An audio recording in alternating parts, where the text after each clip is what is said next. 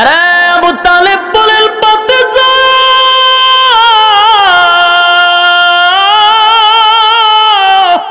কলিজাত থেকে মহব্বত করি গো, এরে ভাতিজা তোমারে কলিজাত থেকে মহব্বত করি, কলিজাত থেকে মহব্বত করি।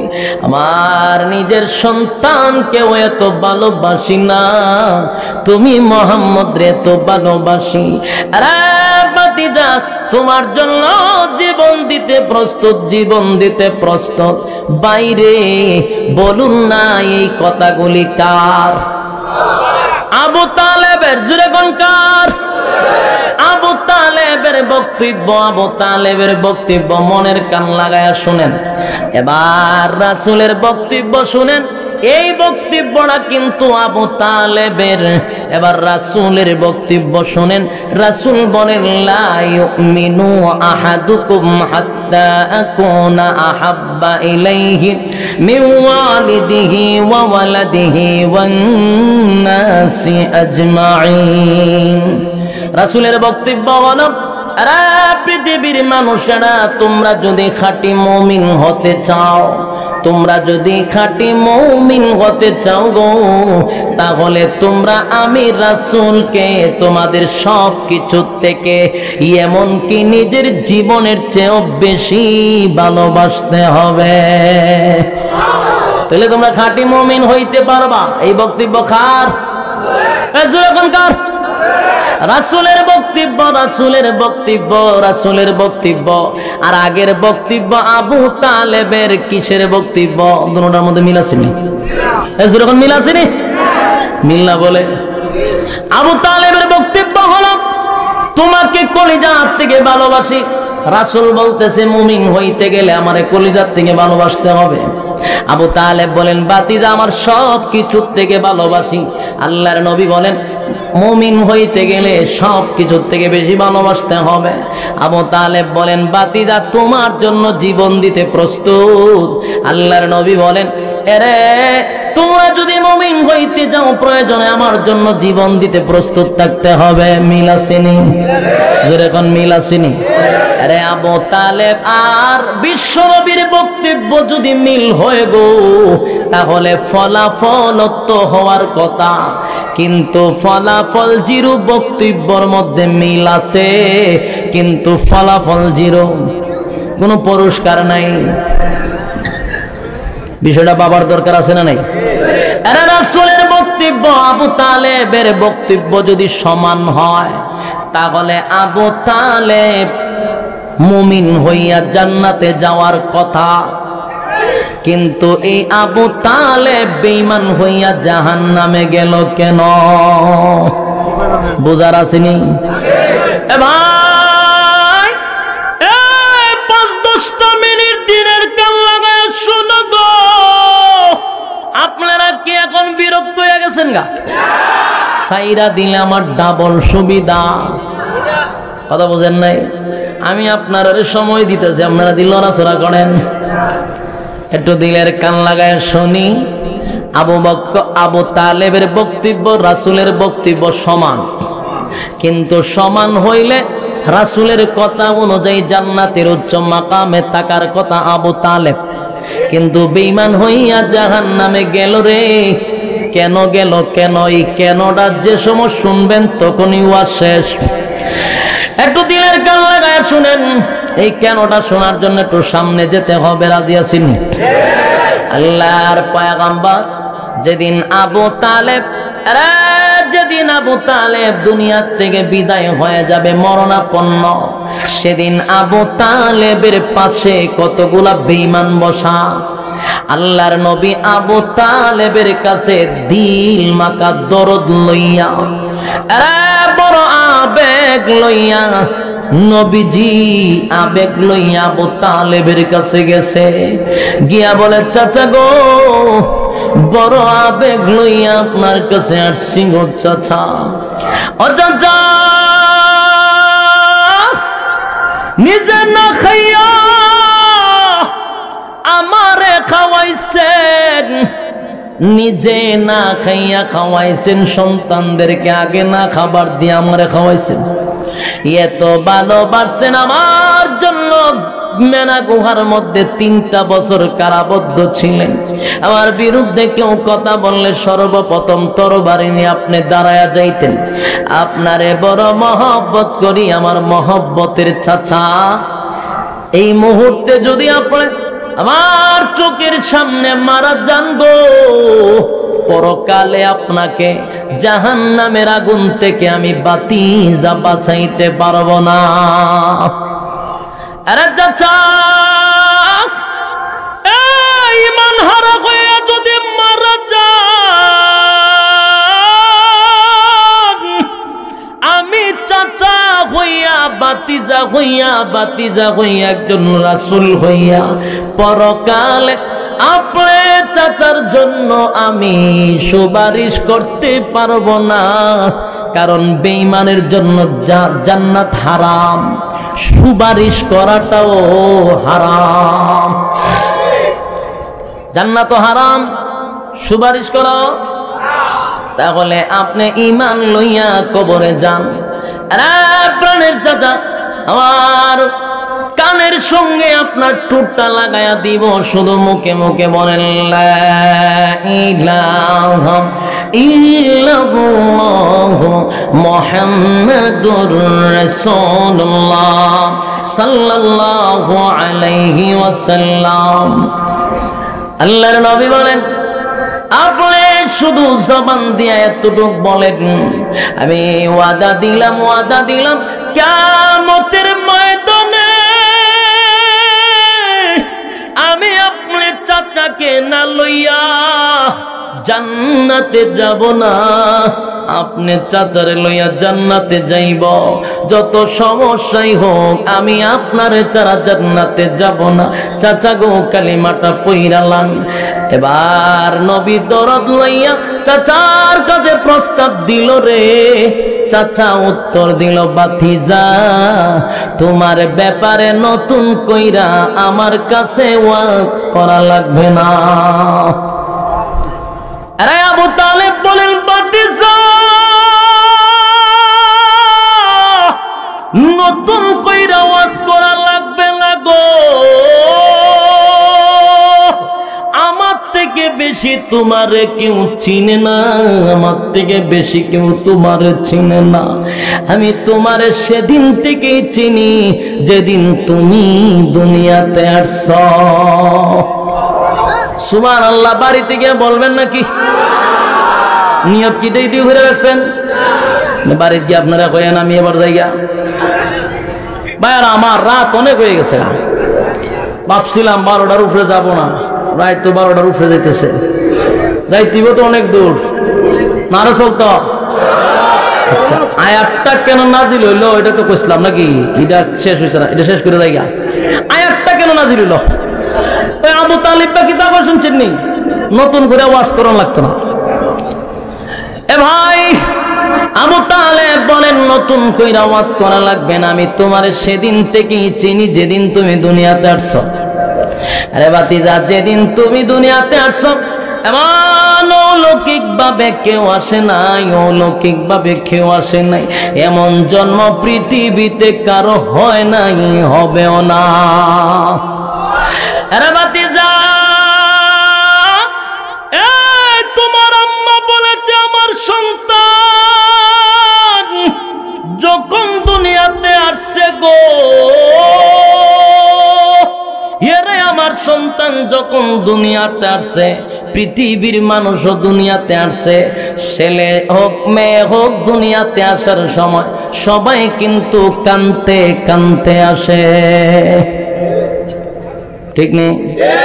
গুতা দেওয়ান লাগে রে, গুতা দেবার আগে কই না কা মরা মানুষের সামনে আনছে ওয়াজ করবো লেগা এখানতে আনতে আইসিনি আপনারা। প্রত্যেকটা মানুষ কানতে কানতে দুনিয়াতে আসে, এটাই সিস্টেম। আইলে দেখবেন ওয়া ওয়া করে চিল্লায়। ঠিক নেই? আমার সন্তান দুনিয়াতে আসছে, আমার সন্তানও কাঁদছে, কিন্তু কান্না পৃথিবীর মানুষের কান্না আমার সন্তানের কান্নার মধ্যে উল্লেখযোগ্য বেশ কম ছিল। সবাই কাঁদছে নিজের জন্য, ওয়া ওয়া করে কাঁদছে, বাবা এগুলো লয়, দাদি এগুলো লয়, দিলে ঠান্ডা জায়গা। কিন্তু আমার সন্তান দুনিয়াতে আসছে অলৌকিক ভাবে যখন দুনিয়াতে পদার্পণ করেছে, সর্বপ্রথম সেজদারত অবস্থায় দুনিয়াতে আসছে। আরে সেজদায় পয়রা নবী কান্দে, রব্বি হাবলি উম্মতি, রব্বি হাবলি উম্মতি, উম্মতি বলে নবী কান্দে রে, নবী কান্দে। এ ভাই, এত মায়ার নবী কোথায় পাইবা গো? নবী উম্মতের জন্য, নবী দুনিয়াতে আসার পরে কান্দে রে, উম্মতের জন্য কান্দে। নবী আসতেও কান্দলো, নবী আসার সময় কাঁদছে, কানে সীমাবদ্ধ না। যেদিন নবী দুনিয়া থেকে বিদায় হবে সেদিনও নবী উম্মতের জন্য কাঁদছে। আজরাইল নবীর কাছে আইসা বলে, নবী গো অনুমতি চাই গো, অনুমতি চাই, আপনি অনুমতি দিলে আপনার রূহ নেওয়া হবে।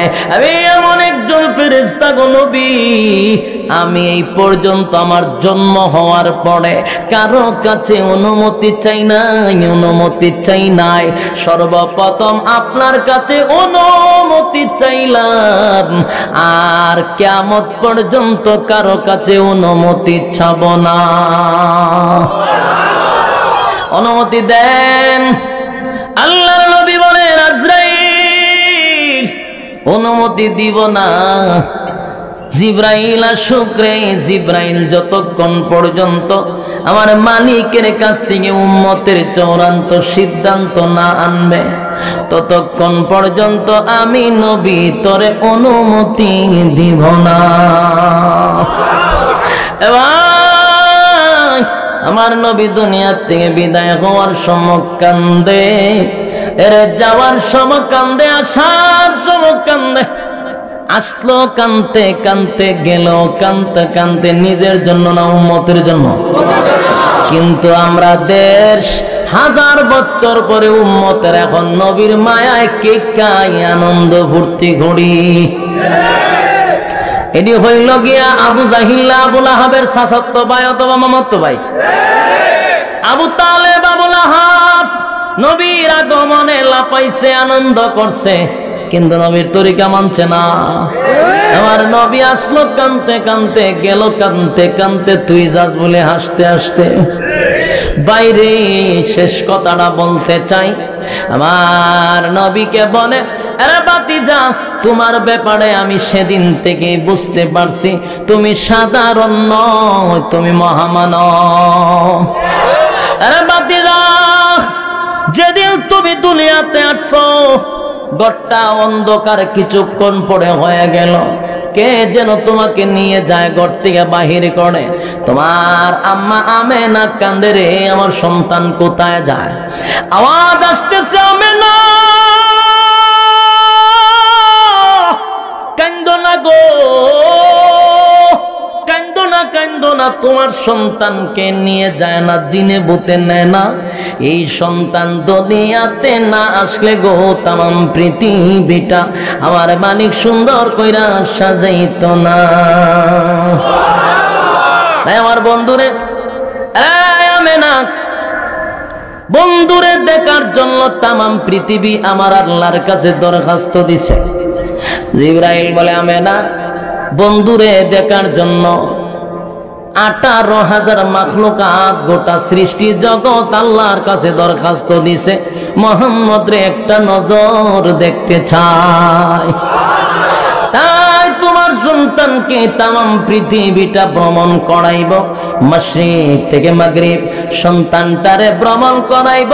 আসমান নবীরে সালাম দেয়, জমিন নবীরে সালাম দেয়, 18,000 মাখলুকাত সালাম দেয়, আল্লাহর সৃষ্টি জগৎ নবীরে সালাম দেয়। নবীর আগমনে সবাই খুশি, আমরাও খুশি, কিন্তু বিদায় হওয়ার কারণে ব্যথা আছে না না? ভাই শেষ কথাটা হলো, আবু তালেব ডাক দিয়া বলে, বাতিজা আওয়াজ করার দরকার নাই, তোমারে চিনি গো চিনি, তোমার চেয়ে আমার থেকে বেশি তুমি মুহাম্মদ রে কেউ চিনে না।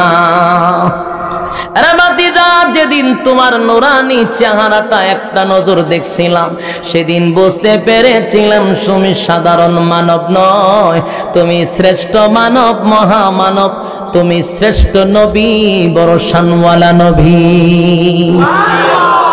আরে বাতিজা, শেষ কথা, তোমার কালেমা পয়রা যদি এই মুহূর্তে আমি মারা যাই, অনন্তকালের জন্য জান্নাত পাবো সেটাও জানি। তোমার কালিমা না পয়রা যদি মারা যায়, অনন্তকালের জন্য জাহান্নামে যাব সেটাও জানি। তাই আমি সিদ্ধান্ত নিলাম, এই মুহূর্তে যদি তোমার কালিমা পড়ি, আমার গোষ্ঠীর লোকেরা সারাটা জীবন দেই আমার বিরোধিতা করবে, আমারে বলবে বাপ দাদা ধর্মের মধ্যে সোনকালি মারছি। তাই আমি দুনিয়ার অপবাদ বরদাস্ত করতে পারবো না। আমি সিদ্ধান্ত নিলাম, পরকালের জাহান্নামের আগুনটাই আমি বেছে নিলাম। নাউজুবিল্লাহ, জোরে হইলে গুণ হইব। আল্লাহর নবী কথাটা শোনার পরে ব্যথা পাইছেন, আনন্দ পাইছে? বড় ব্যথা পাইছে গো, নবী কষ্ট পাইছে, চেহারাটা মলিন হয়ে গেছে। আবার এত আদরের চাচা কেমনে রে জাহান্নামের আগুনটা বেছে নিল? ব্যথায় ব্যতীত হইয়া আল্লাহর নবীর চেহারাটা মলিন করে বসা চোখের কোনা দিয়া পানি আসছে।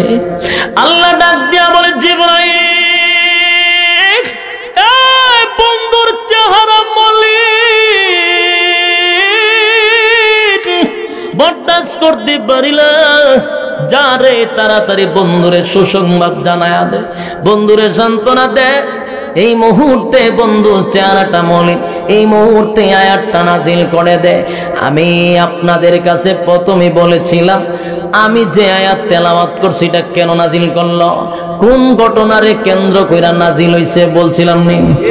তাই শুনুন, আয়াতটা কেন নাজিল হইল, কোন ঘটনারে সামনে রেখে আয়াত নাজিল হইছে। নবীর চেহারা মলিন, আল্লাহ ডাক দিয়া জিবরাইল রে পাঠাইয়া আয়াত নবীর কাছে পৌঁছায়া দিছে।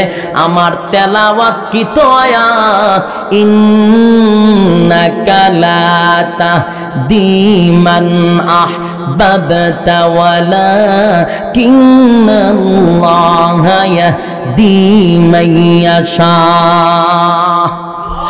আবার নবীজি আবু তালেব আপনার মহব্বতের চাচা, তাই বইলা আপনি তারে হেদায়েত দিতে পারবেন না, চাইলেই হেদায়েত দিতে পারবেন না, চাইলেই দিতে পারবেন না। আবার নবীজি, আমি আল্লাহ আপনাকে হেদায়েতের মালিক বানাইয়া দুনিয়াতে পাঠাইছি না। কথা বল না, নবী হেদায়েতের মালিক না আল্লাহ? নবী গো, চেহারাটা কেন মলিন করবেন? আপনি কি হেদায়েতের মালিক নাকি? আপনারে যে কাজের জন্য আমি পাঠাইছি ওই কাজ আপনি সম্পূর্ণ করছেন, সুতরাং আপনার দায়িত্ব শেষ, বাকিটা আমার উপরে ছেড়ে দেন। কারণ নবীর যত সমস্ত নবীগণ আল্লাহ দুনিয়াতে পাঠাইছে হেদায়েতের মালিকানা লই আইছে। নবীরা তো যদি হেদায়েত থাকতো, আবু জাহিল্লা, আবু লাহাব একটা জাহান্নামে যেত না? জান্নাতুল উচ্চ মাকাম, ওই বড় বড় ভিআইপি জান্নাতুল ফেরদাউসকে আগে বুকিং দিয়ে বসে থাকতো, ঠিক নেই?